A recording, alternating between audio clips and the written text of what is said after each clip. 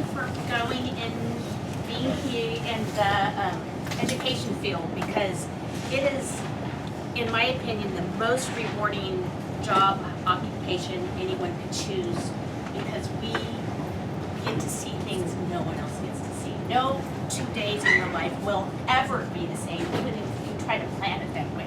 So every day is a new day. Every kid comes with something different each day, and so you get to have a fresh start. You're never going in and doing the same old thing every day.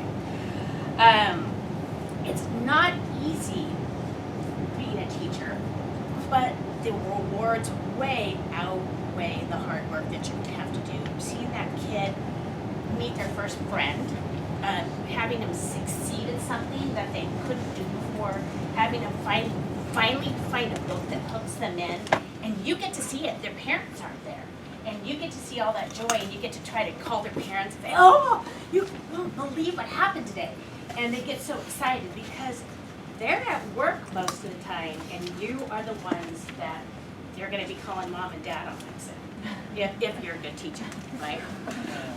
So I guess Chantel asked me to talk about literacy centers and why they're important to me. And I'll start with, I have done literacy centers with first graders the first year teaching.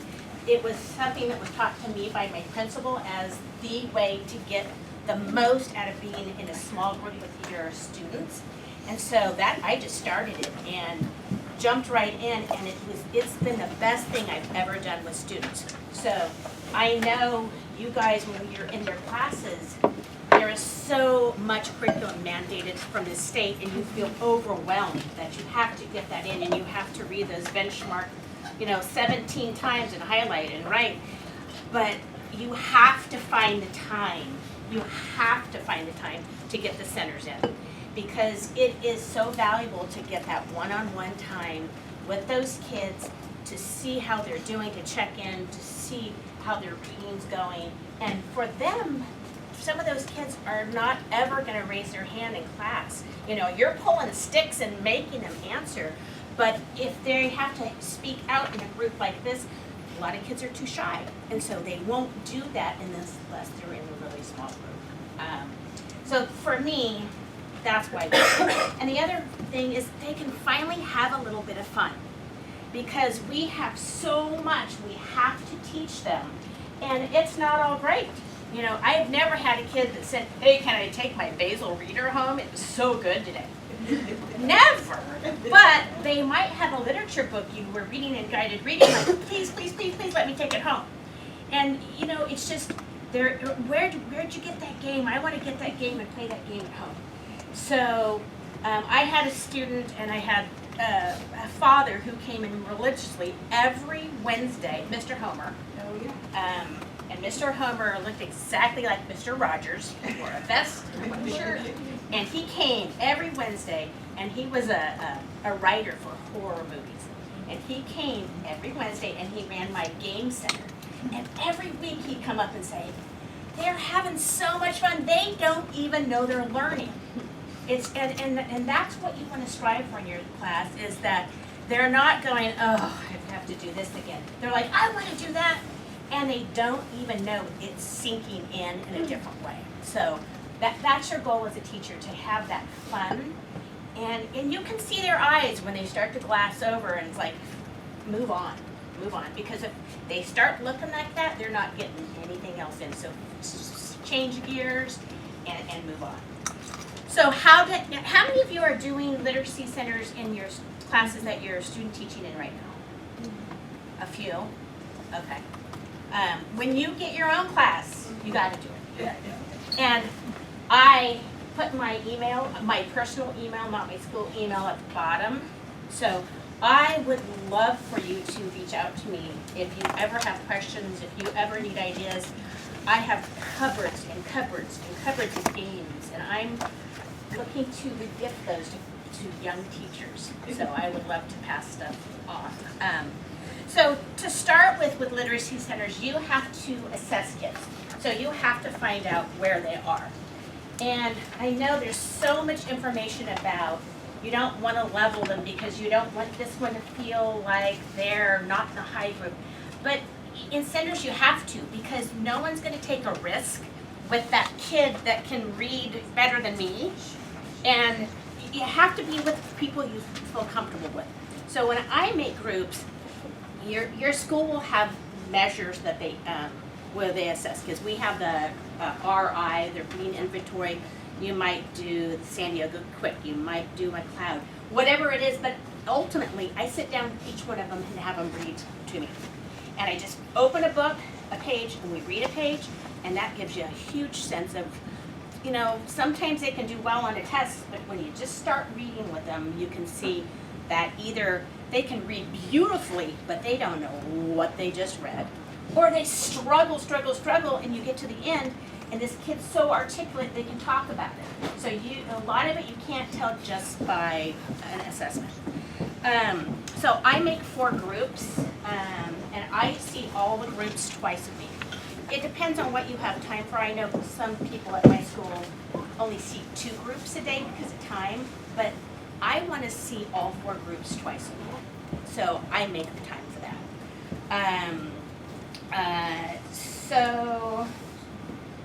What I wanted to also remind you is when you make your groups, put up a chart in your room that shows your rotation and the groups. I just say you're the red group, blue group, stuff like that. But that and the times, what time this group does, what time you rotate. So if you have a sub, you don't have to write that every single time in your lessons plan. It's on the wall where they go.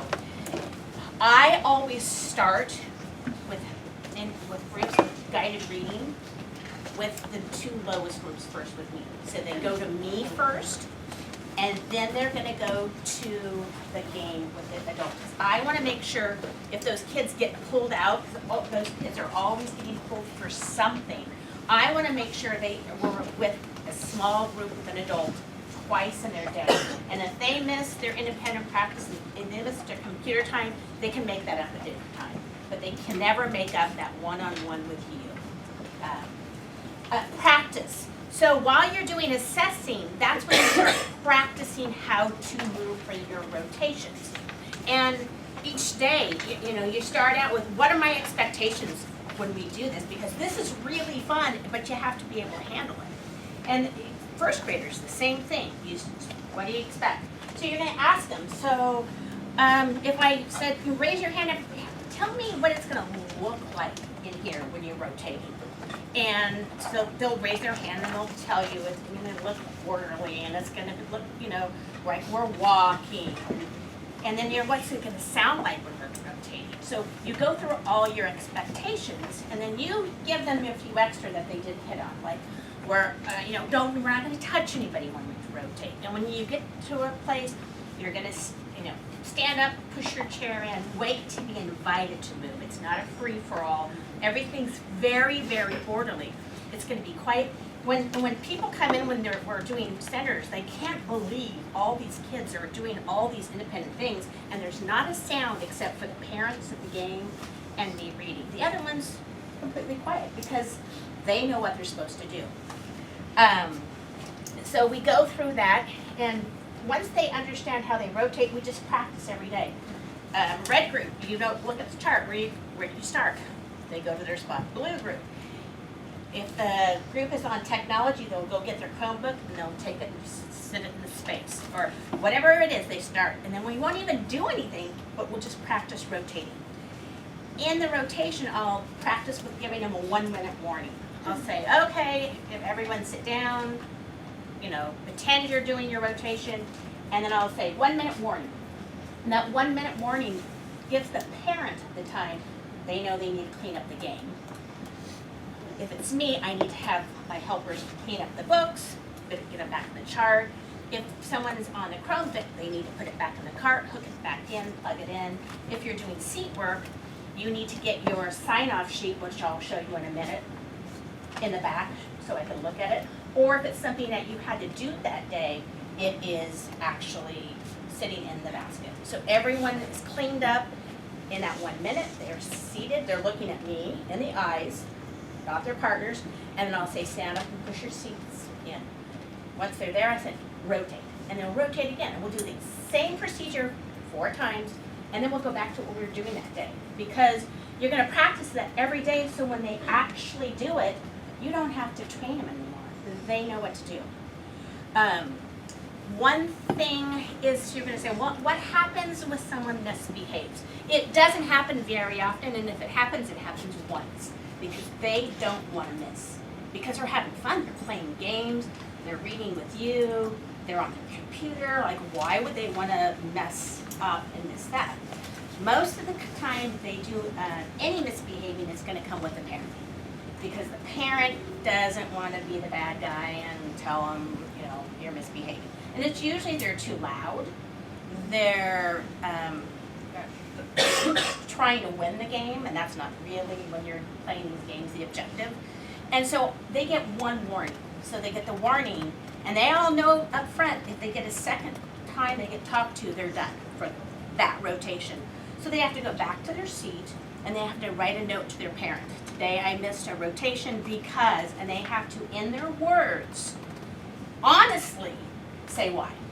Because so many times your kids will go home and they'll all call home, and they said they didn't do anything, but if they sit down right then and fess up, and then the parent signs it and they bring it back, then there's usually no further issues, because they have taken responsibility for their own actions. It wasn't, the parent was picking on me, or that my neighbor was talking to me, it wasn't my fault, because they can't take that note home.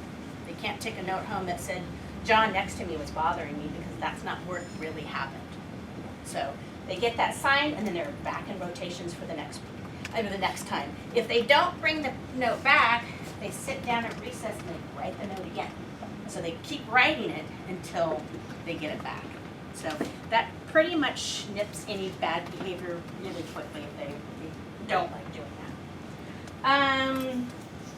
One thing I talk about when we're practicing is there's no interruptions to the teacher. So I'll say, unless you have to throw up or have a really bad accident, during that 20 minutes when we meet, don't come up to me. Don't bother me, because this is their time. And between rotations, they can ask me. When we're rotating to the next spot, they can say, can I go to the bathroom? And that's always a yes.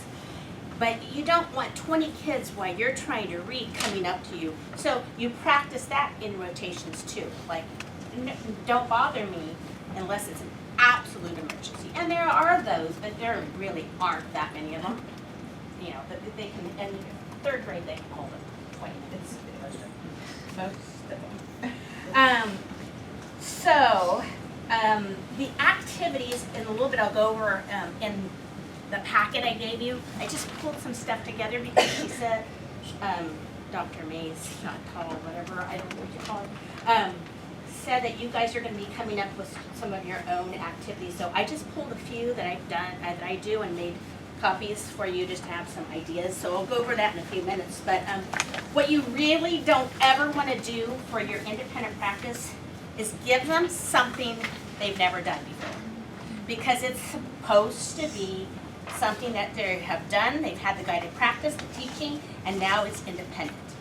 So it needs to be something they've done before and they can do, and it has to be engaging, and it has to hold their attention for 20 minutes. Because they can't say, I'm done. You have to have, okay, if you do finish, what do you do next? And in my class, I have independent math and independent language. So they always move to that next, but we're not talking about that today. But that way, they're never just picking up a book, because you can't really monitor independent reading. You don't know if they're looking at pictures, that you don't know if they're just thumbing through a book. So that's a really hard thing for me to let kids just all day long pull out a book. If I have stuff in place that they do next, then I know they're held accountable for it. So we'll go over that kind of stuff. But you don't want to wing it. You don't want that morning to say, oh, I'm just going to give them a worksheet or something, because they're going to finish it in 2 or 3 minutes, and you're going to be saying, oh man, now what? They're all like raising their hand, or they're not staying engaged. So plan ahead. So a lot of the stuff I do it whole class. This is what we're going to do. We set up the project together, so then they can finish it on their own. So you're not, and then all the questions come at once instead of each little group, and you don't have to spend that time with each group telling them what they're gonna do. So, my rotations are 20 minutes, sometimes they go longer, but third grade, that's about their attention span. And like, I know with fourth and fifth grade, they do completely different. Mine need to be more teacher-based and control. They still really need to be in control. I can't send a group outside and say, be good. That's not gonna happen at this age. So, so the one, I do 4 rotations. I do a technology rotation. At our school, they each have their own Chromebook.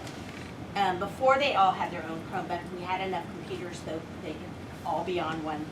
And for me, the main way to work with kids with technology is your school will have different things. They might have Imagine Learning, they might have Gigi, they might, whatever they have, there's fast math, there's stuff they're supposed to be on. I have them all take their Chromebooks and have them so they're in a line and their backs are to me. So if I'm sitting here, they might be all there at the seats. The reason I do that is I can see if their head moves. And if their head's moving from side to side, they're not looking at their own Chromebook. And I can also see what they're doing. So if they're on a site they're not supposed to be on, I can see it from this side. But if you have them turned the other way, they could be doing anything. And they will. They will push the limit. So you want to catch them being good, not being bad. So you want to say, oh, I see it. This whole group's ready. Their heads are all forward. They're paying attention, and they're all doing what they're supposed to do. One little tip. A lot of what I do will end up, some of that, but it'll be research. A lot of my independent stuff, they'll do something independently, then they'll go to the computer next and they'll do research on the computer. So a really good tip for you as teachers is have them type in whatever they're doing, if they're researching bats because it's this time of year, bats for kids. So when you do add that for kids, it makes it readable. Otherwise, they're going to get that Wikipedia stuff, and they're going to get nothing out of that. But if you say for kids, it might send them to National Geographic. It might send them to, 10 facts about bats. So that's a really good thing. I am really into drawing stuff with them, and then like we might draw a spider and name all the spider parts, and then have them go and research what each spider part does, and then they can write underneath it what is this for. And if you want to do a drawing with them, the thing for you to do is have them type in spider coloring book. And the coloring book, when you type that in, is going to give the kids a black and white pictures of spiders instead of when they look at a spider and they're like, it's overwhelming. Any type of picture is overwhelming, but when you see what looks like a coloring book and just the contour and the edges, it makes them really easy for kids to use those pictures to color. So that's my little 2 tips for that. So one's Technology Center, another one is the game. And I personally, before, when I was more at your age, student teaching, I didn't have all the games. So I made the games. I wasn't married. On weekends, I was making games. You guys have teachers pay teachers pretty cheaply. You can pick up some stuff. And the best part is if you have a team at your school, you can buy one thing, you can buy one, and you can buy one, and then you just make copies and you all have games. So the main thing is I have one parent be in charge. And that way I'm out of it. And that parent schedules parents. So I never have to wonder if a parent's going to show up to be in my classroom to have a game. What's going to happen is the kids love the games. So they're going to go home and say, Mom, can you come one time and do a game? Mm-hmm. And they can't, and you want to be flexible with parents because you want them to come in and see their kid learning and having fun, but maybe that parent can't come every Wednesday. They can come once a month. So I'll say, get in touch with the scheduler. And that person will schedule people and make sure it's always covered. So that's my tip for that. But that person, I tell the kids, is just like another teacher in the room. And I have back there, it could be game, it could be something that they're setting up a paper, like say we're doing plural possessives, and that's really hard. So maybe they're going to write all the rules on a big paper for plural possessive, and then maybe they're going to get pictures and glue them down from magazines, and then they're going to write plural possessives and with the correct punctuation, and you want an adult there to make sure they're doing it right. So you're going to give the adult things that need more guidance or a game, okay? And then seat work. So seat work, if you, on this little packet, I just pulled out some stuff. I usually do this. One of my like, I'm kind of anal, so I do a lot of pre-work with kids. Instead of me making them a chart, I have them fold paper, measure, because then they're getting other skills, they're getting their math skills. So if when I do this with the kids, they use their rulers, they measure over, they make lines, and some of the fourth grade teachers will say, like, what's the deal with all the paper folding? I'm like, oh, they're organized, they know what to do, you know, like they're folding all this paper all the time, and I didn't ask them to. I'm like, thank them for doing it. So this might be an example of a seat work activity where we start together, they've already done all the parts of speech, but we, at the top, write down what they are. We do a few pictures together. We put the lines so they know what goes on each line. And then we only do like 2 together, and then they get to do the rest. Some kids, this is it. They will not get any others on here. Some kids will turn the paper over and they'll have Frankenstein and they'll have witches, and because some kids are quicker than some kids. So they can go at their own kind of, and it's fun. It's not like they're getting a handout and they're filling in the blank. So it's more engaging. On the other side is one that kind of goes with a holiday, where same thing, you have them the day before, make their lines, and use their rulers. They aren't all going to look like this. And the same thing is they're going to fill in the parts of speech and make good sentences. And then it kind of tells you, list all the nouns first, and kind of gives you an idea what to do. I always, and I gave you a list of adverbs, they struggle with adverbs, coming up with adverbs. And I talked to them about adverbs are not always with ly, but it's so much easier if you tell them in 3rd grade, your adverb today has to have ly on the end, because it's just easier. So I'll put up a list like this on the overhead, so when they're writing, they can go up and pick a different adverb, because those seem to be the hardest ones for them to see what they have. And the next one is just like on subject predicate, where we would set it up and they could do their own. Action verbs are really fun. Let me give you a little tip though. I do a ton of magazines. So I'll have pictures on the back table. They'll come pick some pictures. They'll pick a blue one on their paper, and they'll write all the things that action that person can do. Or it might be subject predicate. Here's the subject. What could the subject be doing? Write the predicate. So that's a way to get them engaged, because they're picking, oh, I like LeBron James. Oh, I like tennis. I like, oh, I like to cook. The key to this is, when I first started, I would look through all the magazines. It takes a long time. And make sure there was nothing inappropriate in the magazine. Now I have parents that cut the pictures out and send them me in baggies, because there's so many parents that can't come into their classroom, but they want to help. They want to help. So I'll send them a stack of magazines and say, can you cut out nouns for me? You have to be careful. You still have to look.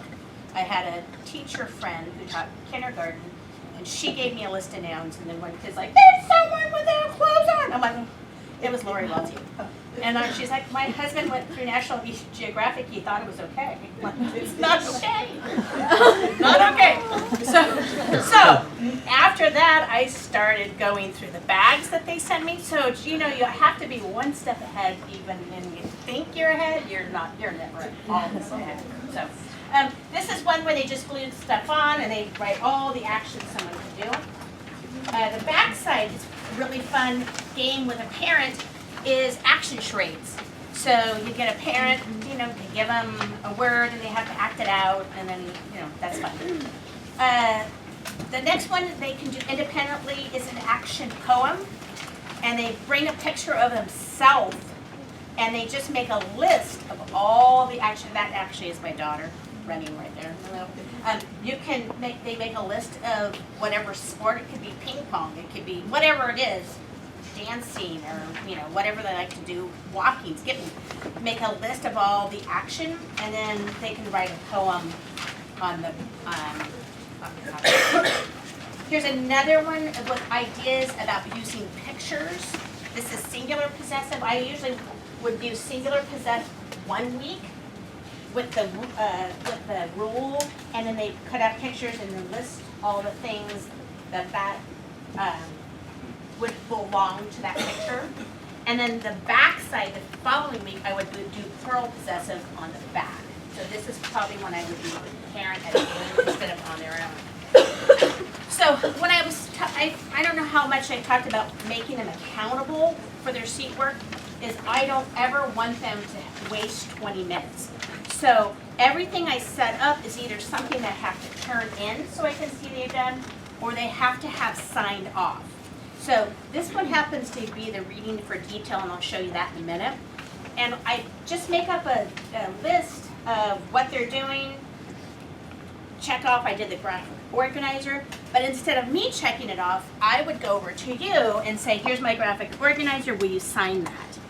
And that way someone else, they're not bothering me, but they're talking to someone else in their group to check to make sure they've done their stuff. So this reading for detail, when I get these like activities, I get them all set up before I ever get them out to give them to the kids. And I set up, so every kid gets the paper that they check off.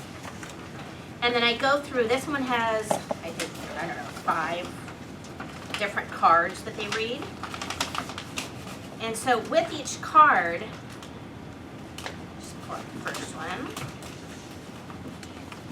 This one's moving through space. It's got 2 sides they have to read, and then it has a graphic organizer they have to do, and then I came up with comprehension questions that they have to do. So if you look on that, they might not finish all of that in one sitting. So that's why if they turn in this paper, you can see what they did do that day, so that you don't know they didn't sit there and do nothing at all. So each one of these, there's several of these cards, like, I don't know, 24-hour high interest rate cards. And so they can pick whichever one they want in any order that they want. Some of the kids will do all of them, and some kids will do one card. And that's okay. And that's why it's in different levels for them. So, okay. The next thing on here for just keeping track is, oh, here's another one, partner scripts. This is really fun for them. I thought I had the tracking sheet, it might be in there. But this is where they read with a partner, and one script has questions. They'll give them the color that they read, and then their questions for their partner are different than what the partner has to ask them. So this is a really fun one too for them. These fractional part, I don't know if you guys have, this is kind of old school, it's Marcy Cook tiles. She's phenomenal. She comes up with these mainly math tiles, and this is another great one that you can buy a set and run them off, and everyone can have a copy. But if you're doing fractional parts, you get a set of tiles, which maybe I didn't bring. I have them earlier. It might be in the car. Oh, they're here.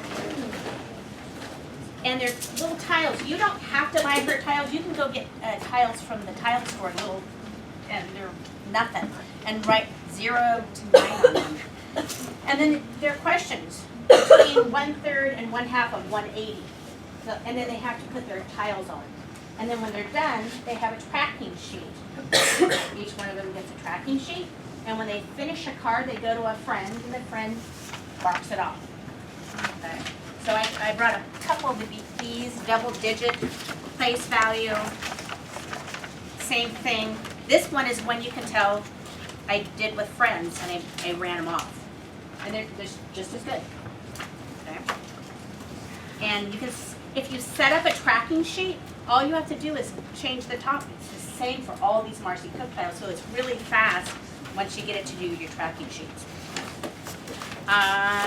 So Marcy Cooks are great for having independent stuff. The next thing in here I pulled out was, reading contracts. I just brought one. Project Interact is really good if you have really high kids, and they're just blowing through stuff, and these little cards are not enough. They have different genres, animals, mysteries, and they get to choose all the different activities. You can tell them how many of each activity you want them to choose, and it gives them choices on the back.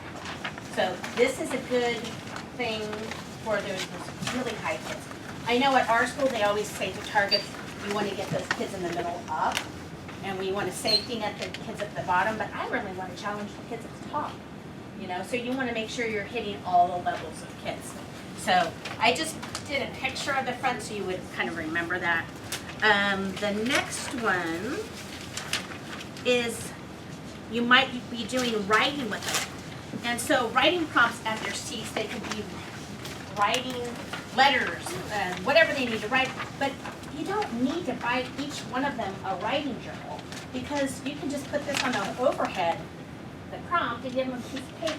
So writing prompts are good, but just buy one. Don't buy all of them. This isn't in there, but I just got it in the mail. Kind News is from the Humane Society, whatever area you're in. And if you, for free, they will send you magazines, and they have activities and all kinds of stuff. So it's just another good resource that you don't have to pay for. And lots of times kids can submit things to Kind News, and then they'll publish them, which is fun. I've had several kids get published in Kind News. The next thing I have is Versatiles. So Versatiles, you can buy them in sets, and there's like, I don't know, 6 or 7 books in each, like unlock words. And so the kids will do a activity, and I have a tracking sheet, and I forgot to bring it, I'm sorry. And then they answer the questions on their Versatiles, and then when they turn their Versatiles, flip them over, it makes a picture. And if they get the picture right, then they know they got the answers right. If they didn't, they turn it over and they keep going. So this is a really good independent activity, and they're pretty challenging. So that's that. And I just brought a couple other things. This is all things you can do with your kids that are independent. So you can run it off and have it in the back if they finish something, or